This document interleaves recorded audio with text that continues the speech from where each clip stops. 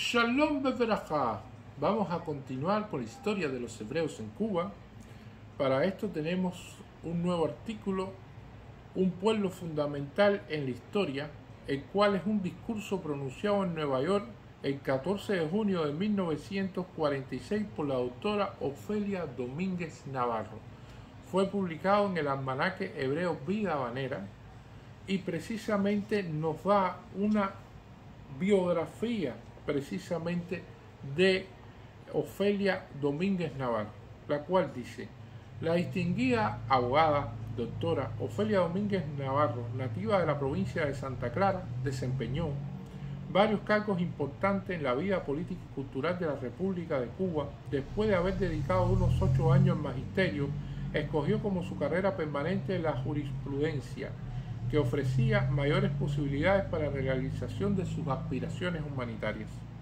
Luchadora intrépida contra toda injusticia, adquirió renombre hasta fuera de las fronteras del país por sus ponencias a favor del niño, presentadas en todos los congresos panamericanos y al fin coronadas con éxito en el tercer Congreso Nacional de Mujeres celebrado en Cuba en el año 1939. Revelando en su obra De 6 a 6 las condiciones en las instituciones penales, forzó reformas para los más desdichados seres de la población. Exiliada en el año 1935 por su actuación revolucionaria contra el gobierno del general Machado, continúa laborando en Nueva York y más tarde en México por la unidad de los distintos grupos revolucionarios cubanos y participa activamente hasta el año 1939. Desde el Ministerio de Comunicaciones y Obra Pública de México, en el movimiento de reconstrucción iniciado en el gobierno del general Cárdenas. En el curso de la Segunda Guerra Mundial, desde su estratégico puesto de directora de propaganda de guerra en el Ministerio de Defensa Nacional, contribuye grandemente por su labor enérgica y bien organizada a mantener al gran público cubano bien informado y así también inmunizado contra la prédica nazi-fascista, a llevarle los informes de la tragedia sin par de las víctimas judías de la Besania nazista, víctimas ante las cuales la Gran Bretaña cerró herméticamente Palestina, el hogar nacional judío, prometiéndole por las naciones del mundo.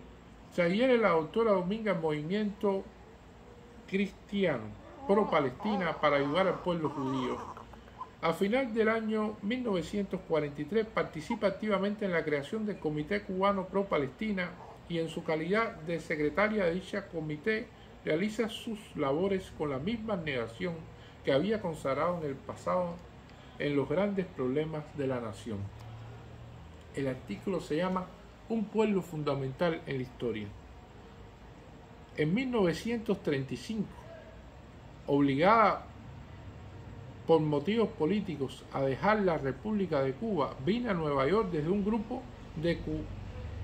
un grupo de cubanos y yo nos dimos en el destierro a la tarea de obtener la cooperación hermana y la solidaridad de este pueblo a la causa revolucionaria del nuestro. Fueron 3 meses de vertiginoso trabajo en bregar sin tregua, de tribuna en tribuna, de reunión en reunión, de convencer grupos, de buscar la unidad, de imponer la suma al pueblo americano del hecho cruel y doloroso que era la complicidad de su gobierno en los desaciertos del nuestro. Fueron aquellos días de tensa emoción presididos por el anhelo extrañable de un futuro de justicia para la patria en desdicha. Al regresar ahora con otro alto empeño al impulso juvenil de entonces, ha sucedido la tranquila y reflexiva serenidad de una carga de años y tal vez sí un poco de amargura y de cenizas. Y hago énfasis en estos extremos porque es interés mío que esta sencilla charla en torno a un problema vital para el futuro de la humanidad no sea oída con la tolerancia emocional, no es esta de simpatías con que se oye al agitador, sino con la atención cuidadosa con la que sabemos enfrentarnos a situaciones graves. Desde 1935 hasta la fecha, el mundo ha salvado un espacio de siglos. Vertiginosamente se han aglutinado cuestiones y hechos de trascendencia nacional e internacional. La humanidad toda ha sido violentamente conmovida por acontecimientos inesperados. Los pueblos se incorporan sobre sus pies y parecen decididos a ser los forjadores de sus propios destinos. Millones de manos se enlazan por encima de todas las fronteras, por todos los mares, a través de los continentes. Los charcos de sangre se orean al calor de la fraternidad humana. Esa fraternidad agredida que aún intentan destruir con torpes y peligrosas maniobras los que han fabricado 2 guerras mundiales en poco más de una veintena de años. Vamos en la posguerra caminando por un terreno erizado de dificultades, minado de escollos, pero no nos sorprende, lo esperábamos. Lo que asistíamos con sentido responsable del desenvolvimiento de la guerra, siempre imaginamos en el tránsito de la victoria, la paz, sería trabajoso y lleno de dificultades. Al generoso desprendimiento de los días de guerra que tuvo su expresión más alta en la Carta del Atlántico y en la serie de reuniones presididas por el mismo espíritu, está sucediendo el regateo mezquino y desalentador. La vuelta desenfrenada a los repudiados métodos del día anterior a la guerra, la desgana de resolver problemas impostergables, suscitando la inquietud y desconfianza de los pueblos con la desventaja para los poderosos de que ya no se puede manejar como si fueran masas irresponsables e inconscientes. Olvidan los grandes aliados esa cosa clara y sencilla que todos sabemos. Si millones de soldados, hombres y mujeres fueron a luchar a los frentes de guerra, si la defensa civil movilizó por todas partes hasta el más humilde de los ciudadanos, no fue simple y sencillamente para defender la democracia tal como funciona en nuestro pueblo, entre la democracia y el fascismo, modalidades políticas que se enfrentaron en la gran conflagración. Claro está que no se podía vacilar, pero cada grupo humano que avanzaba decidido a ofrendar su vida levantaba en alto también demandas esenciales negadas o burladas en la orgía demagógica que ha caracterizado nuestras democracias. Por todas partes se demandaron y se piden hoy actas de vida. Los viejos regímenes de esclavitud y servidumbre fueron sentenciados a muerte.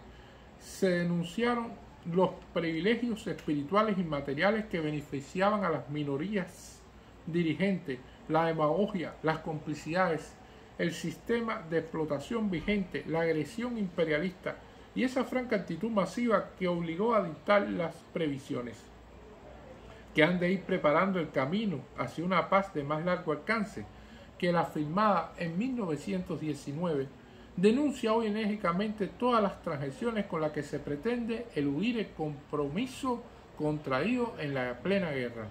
Pero vamos a referirnos ya al asunto que motiva esta charla, el enunciado de la misma, un pueblo fundamental en la historia.